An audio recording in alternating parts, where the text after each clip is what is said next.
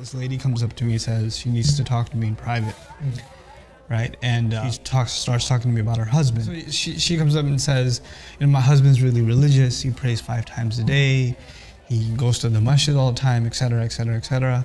But at the same time, he forbids me from seeing my family. He doesn't like when I call them. He doesn't like when I go over. So I almost secretly have to call my mom or, check on them. And I don't, if I don't tell him that I'm talking to my mom, am I being sinful or something? Because you have to obey your husbands. And he keeps telling me, that the men are in charge of women and you have to do what I say. I'm the Amir of the household. So according to Allah and His deen, according to the Sunnah and the Sharia, you have to obey me and you're under my household now. So you can't do, or you can't stay in communication with your parents or your siblings or whatever.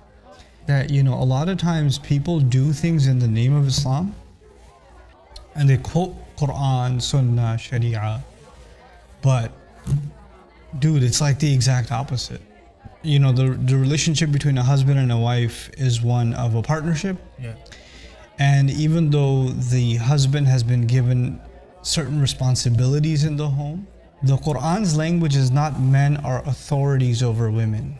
الرجال قوامون على النساء, maintainers over women. The word qawam has nothing to do with authority, which is really interesting. A lot of translations say men are authorities over women, but the word qawam in all of its meanings, none of them have to do with authority. So just to take that and first of all say that I'm the authority over you, it doesn't make any sense. And then second of all, I have a relationship with my wife, or my wife has a relationship with me. She has a relationship with her parents, with her siblings, with her friends, with all these relationships, right? Yeah. One relationship does not have the right to tell me to violate all the other relationships. They don't. Everybody has their space. You're not a slave.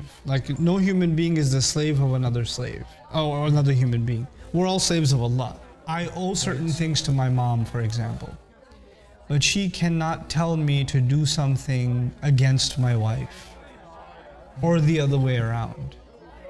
And the same thing with my wife. I can tell her to do certain things, but if it's making her violate some basic, rights of her own parents, she's not leaving the house and moving in with them or something, but she's giving them a call and checking on them. That's not something I can stop her from.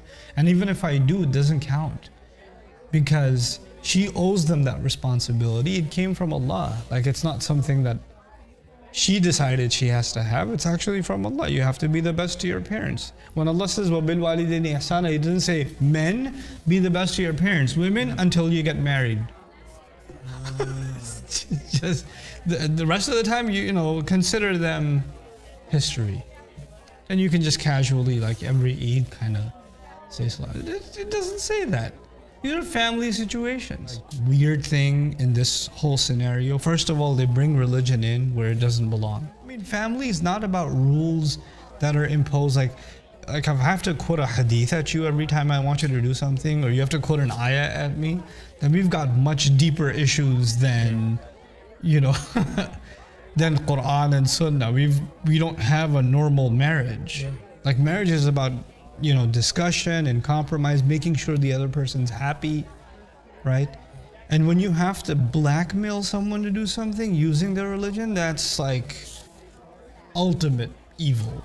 Yeah. I can't think of anything more messed up than that in a relationship. To use chips like that, to use hadith and Quran to impose your will on somebody else, even though that doesn't even fit, subhanAllah. So